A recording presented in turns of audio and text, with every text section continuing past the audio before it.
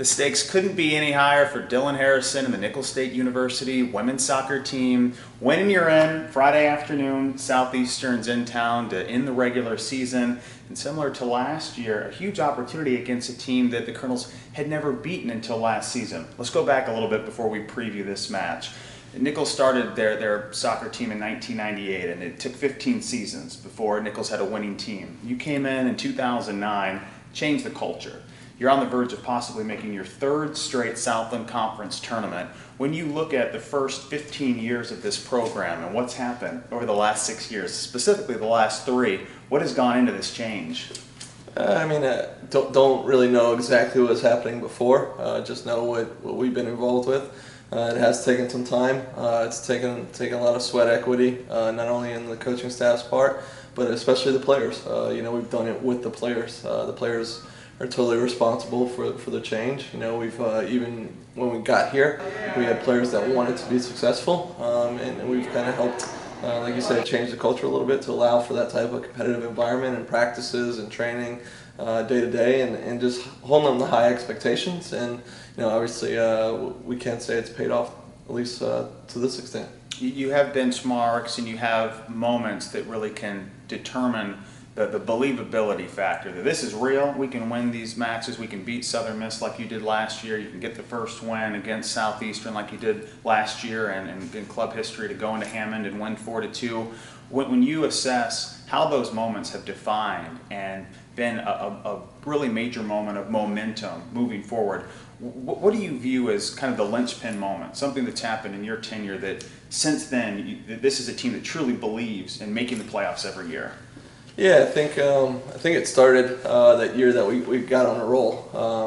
I think it was 2 years ago where we ended up going 9-0 to start the season, which, to be honest, the most games we'd ever won was 6. So to rattle off 9 right out of the gate, it allowed our players to believe. Every day we wanted to be at practice. There were smiles on the faces.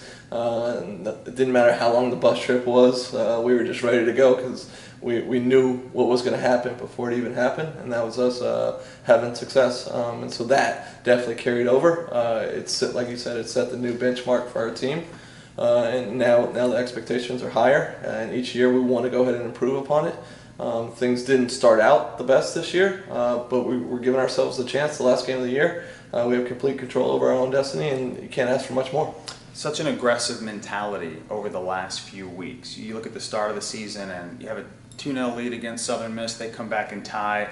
Really a protective game plan in the last few minutes to try to hold that lead. And you mentioned that we're going to rip that script up from now on. We're going to get a lead, and then we're going to keep trying to attack. Central Arkansas, they close the gap. 2-goal lead becomes 1. It's 3-2, and Valdespino ends it, gets the 4th goal, her 13th of the year, and you pull away and win 4-2. Same thing against Northwestern State, same against Sam Houston. How has that mentality affected the confidence going into this last game?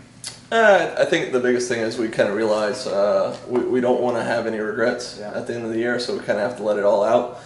We also have to, I think the biggest thing that it's even helped me see is that even how we set up defensively, it doesn't work unless we go out on the attack, unless we put pressure high up the field. And that includes us kind of being relentless and looking to get forward and looking to create higher up the field and make sure it stays up there. Too many games we went ahead and defended for 90 minutes. And we're going to give silly things up sooner or later. But the reality is if we're able to score 4 goals, we should win most games, no matter if we do give up a few silly mistakes. Sam Houston has just 2 losses in conference play outside of their defeat to you. That it was a 1-6 team in conference play that's pulled off 3 straight big wins, 2 against teams that are in the playoff picture, even though Central Arkansas got bumped out of it after what happened on Sunday. It really feels like a team that's playing loose with nothing to lose. Where are you seeing that mindset directly affecting the belief and the ability heading into this regular season finale?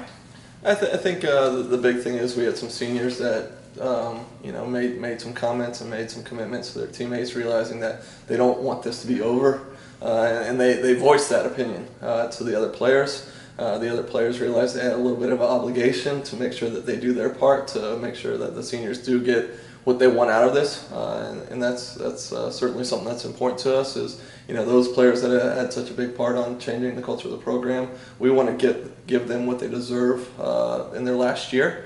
And I think they've earned it these last few games, the way they've really stepped up and played as a team, and everybody else is really bought into it. And even the fact that we're relying on a freshman to go ahead and score her first 2 big goals, we relied on a freshman to win in overtime for her first collegiate goal. So it's something good to see for sure. Well, and then you have Spencer Valdespino, part of that senior class. She was just named Southland Conference Player of the Week, Offensive Player of the Week on Tuesday. 39 goals the last 3 years, 44 in her career, 13 this season, including 3 the past weekend. This was a top 25 recruit in the state of Florida that inked to go to Nichols and really changed the whole perception of the type of players you could get. What has she meant to this program? What does she mean to the playoff run that you're about to embark on? Yeah, I mean it's hard to put in words exactly what she means to the program.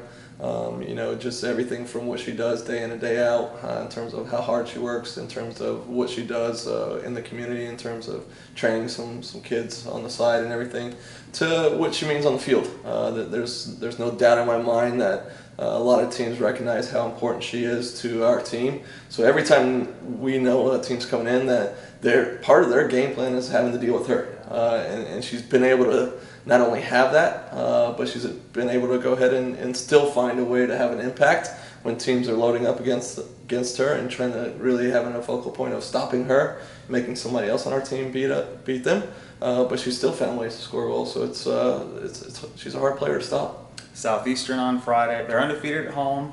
Sub 500 record on the road. You clinched your second straight playoff berth last year by beating them in Hammond 4-2. Atmosphere sounds like it's going to be incredible. Almost every team around campus is plotting and planning how they can be in attendance, and I know the fans will be here as well. Should be a pretty special atmosphere for the regular season finale. Yeah, I hope the weather kind of holds off. Our field took a beating with a lot of the rain this past week, so we're trying to get it in shape so we can play on Friday.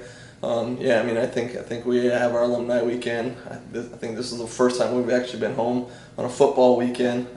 So having just athletes on campus as well as a lot of the other students. The other thing that we kind of want to throw out, we might put some information out, to the day before Halloween, but we'd be okay if some people came dressed up to the game. Who knows? We might even be able to give out some prizes for best costume. Just really try to make it a madhouse here. Can't we have a thriller dance-off led by you at halftime? How about after the game? Oh, as long as we win. Yes. So glad we have this commitment on the air, on the record. Coach, can't wait for the finale. We'll see you in the playoffs. Dylan Harrison, Nichols State University Women's Soccer, and this is Colonel's All Access.